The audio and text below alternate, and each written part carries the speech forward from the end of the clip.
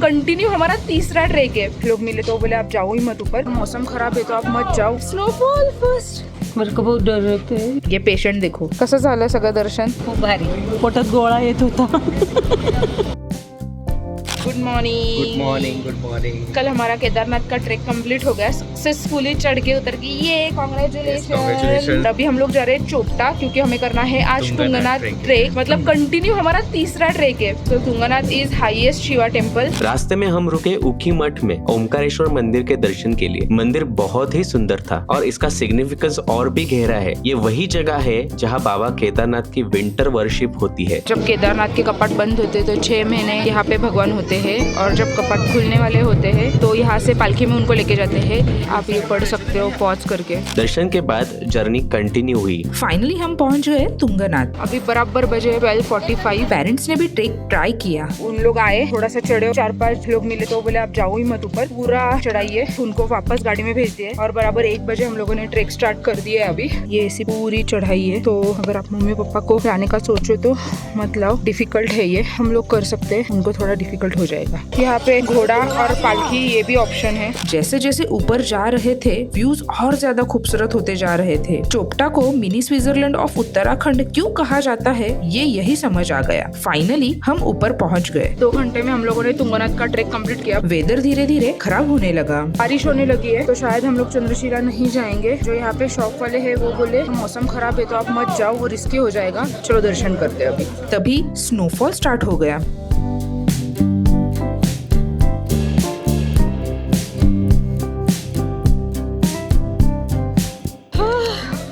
Snowfall first life में सबसे पहले वाला स्नोफॉल है। यस, फर्स्ट वाला स्नोफॉल है। देखो पूरी फट रही है। ठंड, बर्फ और वो मोमेंट सब कुछ सरियल लग रहा था। ये तुंगनाथ ट्रेक कंप्लीटेड। दर्शन के बाद भूख भी लग रही थी और ठंड भी बहुत ज्यादा थी और फिर मिला गर्मा गर्म पकोड़ा। कोल्ड वेदर में पकोड़े परफेक्ट कॉम्बिनेशन। और फिर हमने डिसेंट स्टार्ट किया। अभी बज गए हैं 4:30 और अभी मैं दिखा से धूप भी आ गई है। लेकिन मुझे चंद्रशिला करने के लिए तभी भी ना बोल रहे क्योंकि फिर सनसेट होने के बाद हमें नीचे उतरना है। यहाँ पे बिल्कुल भी लाइट्स नहीं है और यहाँ पे बार बार मौसम बदलते रहता है। हम लोग नीचे उतर रहे हैं। जब तक धूप है तब तक नीचे उतर जाए। बारिश के बाद का नेचर, सॉफ्ट सनलाइट, हरियाली और मिस्ट, वो सीन आज भी आंखों में बसा हुआ है। सनसेट देखा और बेस्ट लोकेशन पे पहुंच गए। फाइनली तुंगनाथ का ट्रेक कंप्लीट हो गया है। ये ट्रिप के सारे ट्रेक कंप्लीट हो गए। अभी बस रिलैक्सिंग 2 प्लेसेस बाकी है जिसमें ट्रेक नहीं करना है, तो खुश हो रहा है। So proud of you guys and proud of myself as well. 3 trek हम लोगों ने कंटिन्यू किए हैं। एग्जॉस्ट हो गई, बैक टू बैक।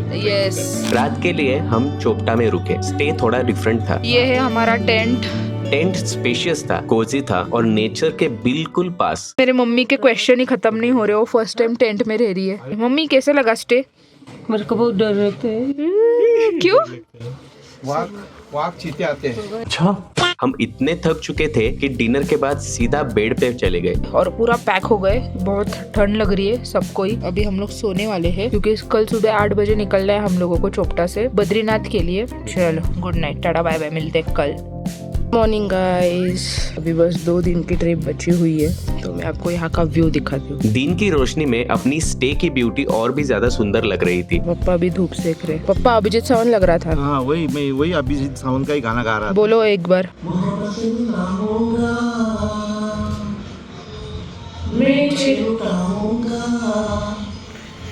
मैं छेड़ के मन का साजे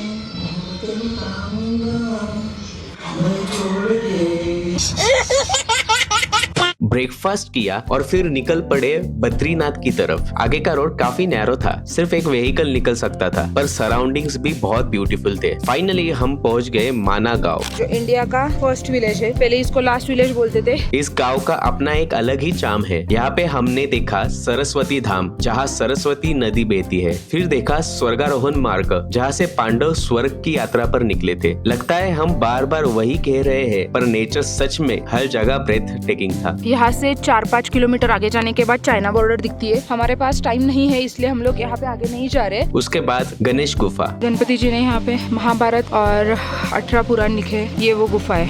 और फिर व्यास गुफा के दर्शन किए। शाम तक हम होटल वापस आए। यहाँ पे 4 डिग्री हो गया बद्रीनाथ में, अभी बहुत ठंड लग रही है। और इसी बीच कृषि की तबीयत खराब होने लगी। कृषि सोया है क्योंकि उसको थोड़ा सा सर्दी बुखार आया है। हम लोग अभी खाना खा के आ गए हैं। ये पेशेंट देखो, इसके लिए खाना यहाँ पे लाया है। हम लोगों ने बैग्स पैक करके रखे सो दैट कल हम लोगों को इजी हो जाएगा। अगली सुबह मंदिर पहुंचे। भीड़ काफी ज्यादा थी। लाइन देखो, लाइन बहुत लंबी थी। दर्शन हुए लेकिन अंदर ज्यादा शूट नहीं कर पाए, पर जो मिला वो कैमरा में नहीं दिल में कैप्चर हो गया। हम लोगों ने रुक के अच्छे से दर्शन तो ले लिया। दर्शन के बाद हम होटल आए और फिर निकल पड़े ऋषिकेश की तरफ। जस्ट ऋषिकेश पहुंचे 4:30 बजे से अभी बज गए 9:45। कंटिन्यू गाड़ी में बैठ के इतना कंटाला आया। कल रात को हमारी 10 बजे की फ्लाइट है। होटल चेक इन किया और काफी दिनों बाद एक प्रॉपर सुकून भरा डिनर किया। अगला दिन कृषि फिर थोड़ा सिक फील कर रहा था। पेशेंट को अभी भी बुखार है।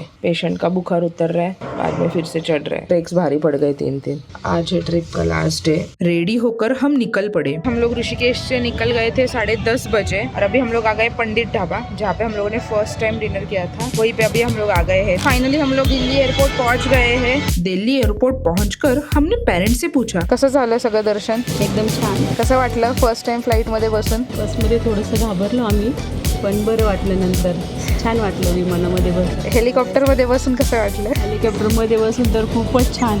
पोटात गोळा येत होता. परत जायचं का पहाडांमध्ये? आता परत पाड्यांमध्ये नको जायला, घाबरलो फार. मम्मी पप्पा तुम्हाला काय वाटतं? कसं झालं तुमचं दर्शन? 4 धाम छान झालं. फ्लाईटचा कसा होता एक्सपिरियन्स? खूप भारी, मस्त वाटलं. किती दिवसापासून खूप इच्छा होती ती बसायची, ती पूर्ण झाली. फायनली डॉक्टरची पण इच्छा पूर्ण झाली. सगळं झालं. केदारनाथ दर्शन छान झालं. त्याच्यात बसून मज्जा आली. भारी वाटलं, एक नंबर वाटलं. सगळी इच्छा पूर्ण झाली. सगळं छान झालं.